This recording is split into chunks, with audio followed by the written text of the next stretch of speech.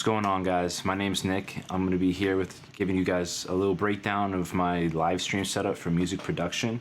Before I jump into my setup, I'm going to give you guys a little rundown of my experience getting my setup started and the trial and errors that I ran into, and some things that you guys might run into along the way. Like, a lot of my situation was worst case scenario, so it's not guaranteed that you'll have issues. But if you do have issues, you might have something similar to mine that this video might help you out with. So I hope that I can help you guys get started. If you want to skip to my setup, just go to this part of the video right here. Otherwise, stick around and I'll give you a little, run through of the hoops I had to jump through to get my stream started. So first off, I use Ableton for production. So trying to run a DAW and a broadcaster at the same time is taxing on your CPU. Like, I had a dual-core MacBook Pro. It was an older one, but I upgraded it enough that it should be able to handle a lot of things. Like, I have no issues running Ableton with a ton of plugins open.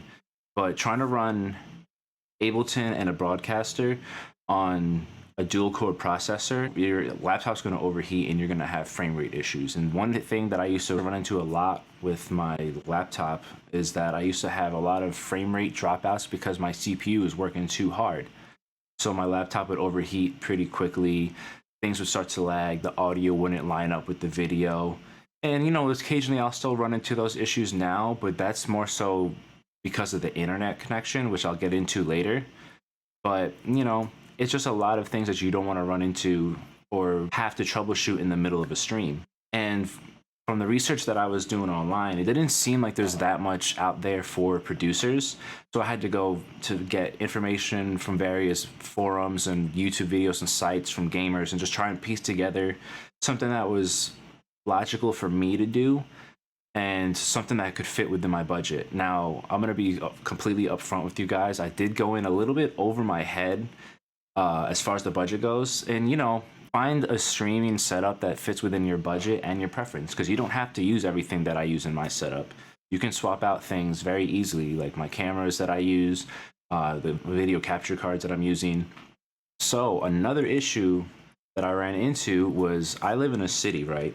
So ISPs, or internet service providers, don't have a lot of options for you depending on the providers that are local to where you live. So for example, where I live, one of the companies that I can get service from, one of the two actually, is CenturyLink. Now, CenturyLink is a digital service provider, so they don't run on the cable line like Xfinity does. So they're generally a little bit faster because they're digital, but they don't always have the options that you need for live streaming, right? So the plan that was available to me in my area was 10 megabytes of download speed, 1 megabyte of upload speed. You don't want to go past 720 because you might have viewers in another country that don't have internet as fast as you do, so they might not be able to see your stream because it requires such a fast or powerful internet speed. So generally, if you want 720, which is like the sweet spot in my opinion, you want at least a 4 megabyte upload speed. So 1 megabyte, you're lucky if you look like a Minecraft character on screen, honestly. So what I had to do is I had to switch internet service providers. I went from CenturyLink to Xfinity, and I had to get a plan with them that gave me 200 megabytes of download speed and up to 10 megabytes of upload speed, which I found out I clock in on average between 7 to 8 megabytes per second. But just because you have a fast internet speed doesn't necessarily mean that you'll have a steady internet connection between your router and your computer. What I did was I went and got a Netgear Nighthawk router, and the link for all the equipment in my setup is going to be down below. Plug that into my modem, and then I run a Ethernet line from my router to my computer. You don't have to get a router. I just got a router just so I can expand how strong my Wi-Fi was, because I didn't want to be hogging up the Wi-Fi for my live stream and then my girlfriend not be able to view any videos on her phone or her laptop or get work done from her computer. So I wanted to, be able to break off internet for what I can use it for and not hog it up for the rest of the devices in the apartment. It's better to have Ethernet and have a steady connection than to try and run on Wi-Fi, and then you'll start your stream off well, and then 10 minutes into it you'll have a dropout because one of your devices is downloading an update in the background, or you might try to be keeping up with your chat on your phone, and all of a sudden from going into your chat you're pulling Wi-Fi, your stream starts to fail. So right off the gate, definitely stick with the Ethernet connection. I have a 2015 MacBook Pro, which I had to upgrade from my previous MacBook so that I could have the processing power to run a DAW and a broadcaster. And one thing that I didn't realize that I wouldn't have on this laptop is an Ethernet port. So I had to get a USB 3.0 to Ethernet adapter so that I can plug it into my laptop. So now I don't have any dropouts with my internet. So there's a different variety of broadcasters that you can use for live streaming. Two of the most popular ones, of course, are OBS and Streamlabs OBS. Unfortunately, with having a Mac, Streamlabs OBS is only available as a beta. And the problem with it right now, at least in my opinion, as of today, which the date is August 8th, 2020, is that the beta doesn't work too well just yet. Like, I have way more issues trying to use Streamlabs OBS than OBS at all. I've had frame rate issues even after my whole setup overhaul. Still had frame rate dropout issues, or my internet couldn't fully connect. And then when I would switch over to OBS, no issues at all.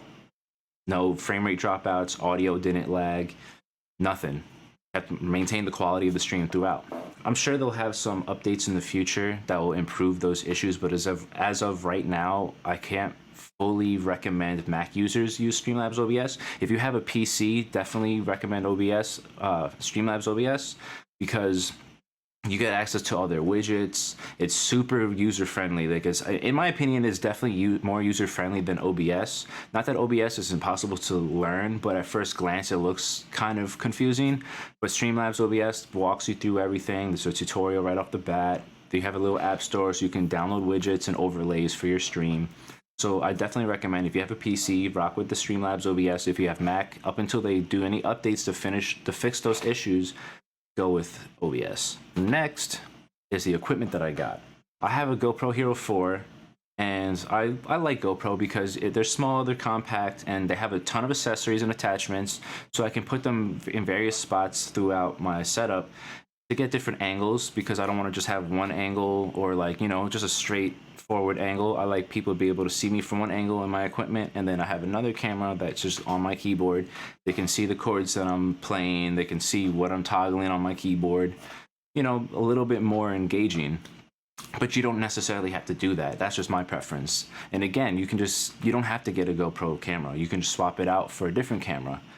One thing that you want to know is, when you get a camera, an external camera other than a webcam, to maintain the quality or to even connect to your computer at all, you're going to need what is called a video capture card. What a video capture card does is it plugs into your computer, and then through an HDMI attachment or HDMI cable, it plugs into your camera.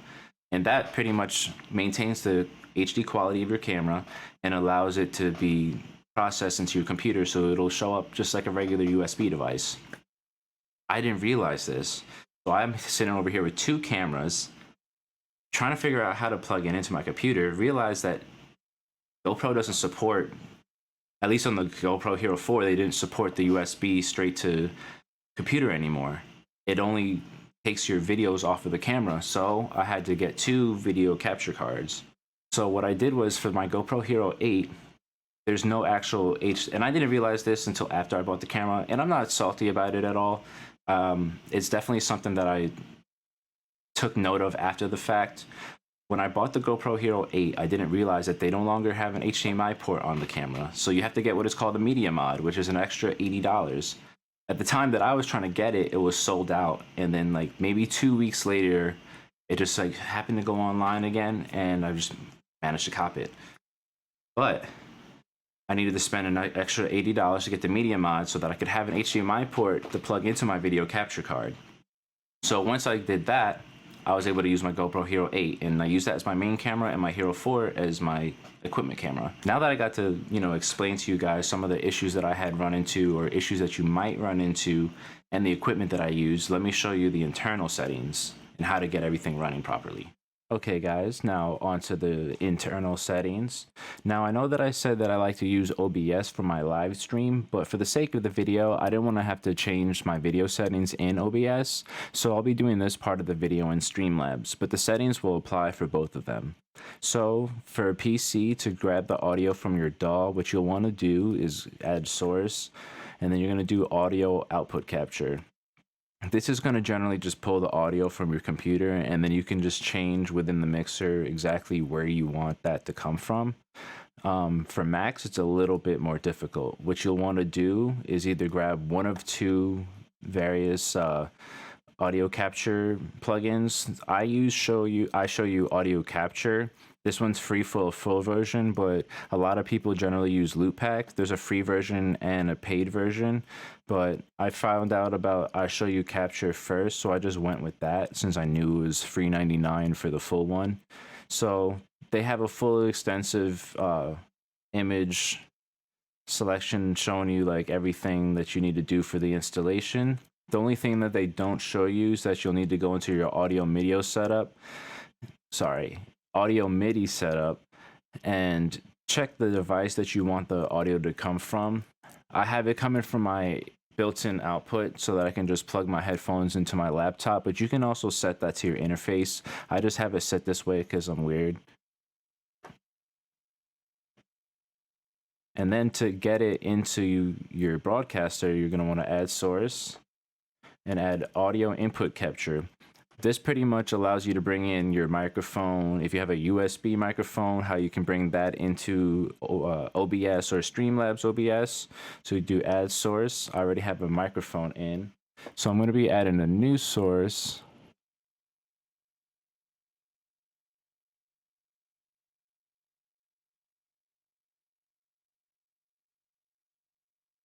This is what you'll want to select. So if you have Loopback or if you have IshowU Audio Capture, it's going to show one of the two there.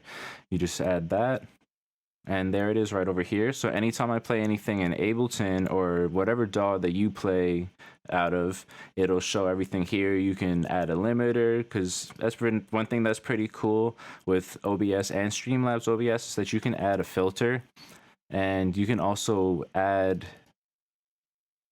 I don't know if they let you do it in Streamlabs, but I know in OBS you can add your own plugins, so you don't have to use their stock plugins. So that's a really cool feature.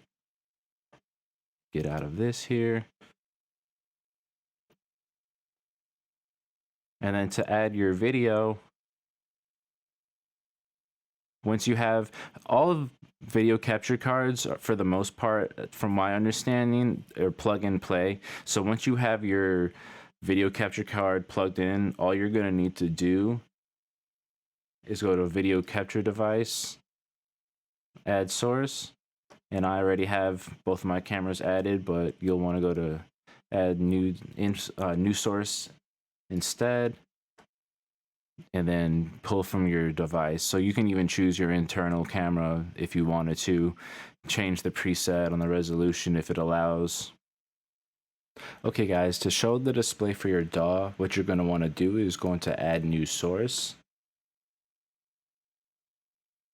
go into display capture,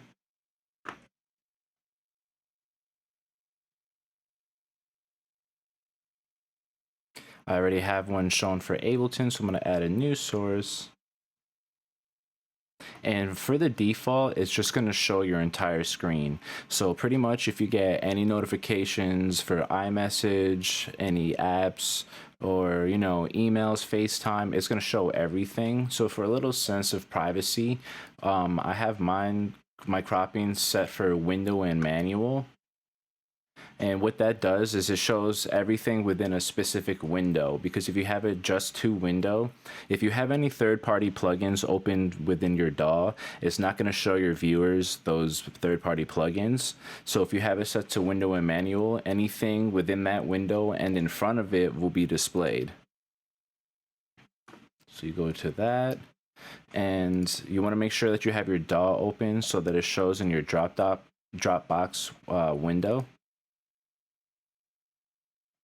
And right now, because I have Streamlabs and OBS in front of Ableton, it's just showing this little cropped window. But if I have it open in front of it, then it'll show the Ableton display instead.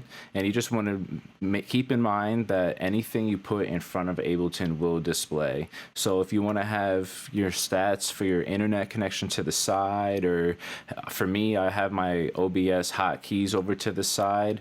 I just like to keep that over there so it doesn't interfere with the display for Ableton. Yeah, and that's pretty much the internal setup. This is just my live stream setup.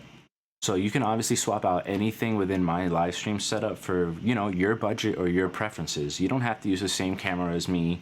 You don't have to use the same video capture cards as me. You don't have to use the same audio playback software as me. Swap it out for whatever you want. But I'm just hoping that I can, you know, you can use my setup as like a template for your setup so that you can make sure that it runs smoothly and efficiently and it works for you. I hope this video is helpful for you guys. And if you have any questions at all, please feel free to drop a comment below and I'll make sure to get back to you guys. Or you can hit me up on my social media pages right here, Sir Nick Official. Much love. Peace.